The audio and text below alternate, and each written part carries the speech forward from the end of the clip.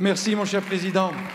Eh bien, pour cette reprise, je suis heureux que nous puissions avoir une séance d'interpellation du gouvernement et parmi les membres du gouvernement, un éminent représentant à la personne du ministre de l'Agriculture et de l'Agroalimentaire que je sais sérieux et concentré sur son sujet.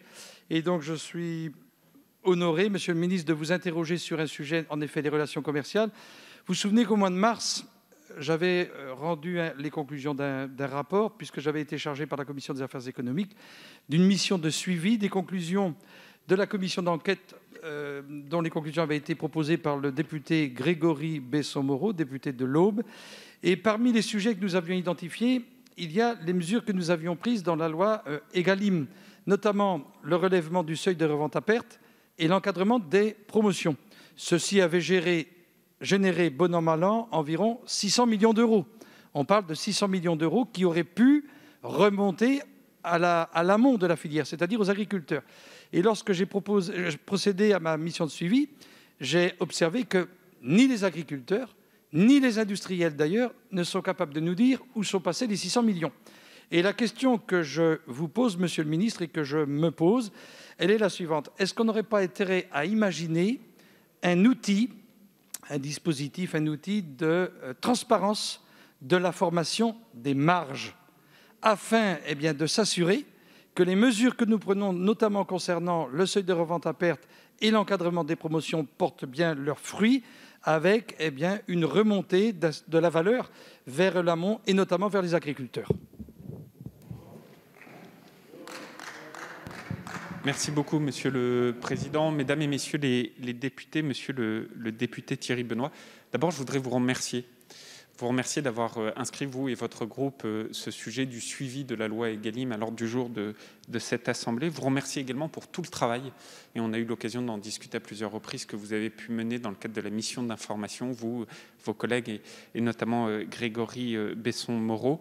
Les 11 recommandations de mémoire que vous formulez suite à cette mission d'information sont toutes plus pertinentes les unes que les autres, et soyez assuré, monsieur le député, que je les ai regardées et travaillées avec la plus grande des attentions. Alors, vous posez deux questions.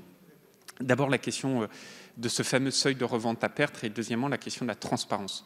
Sur le seuil de revente à perte, effectivement, aujourd'hui, on estime à environ 600 millions d'euros ce que cela a pu dégager.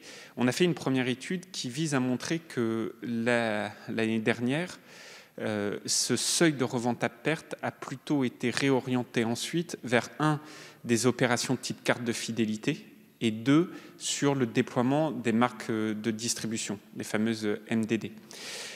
On n'a pas aujourd'hui la capacité de dire quel a été l'impact en cours de ferme, même si, ce faisant, on estime déjà que l'impact cours de ferme n'est pas celui escompté initialement.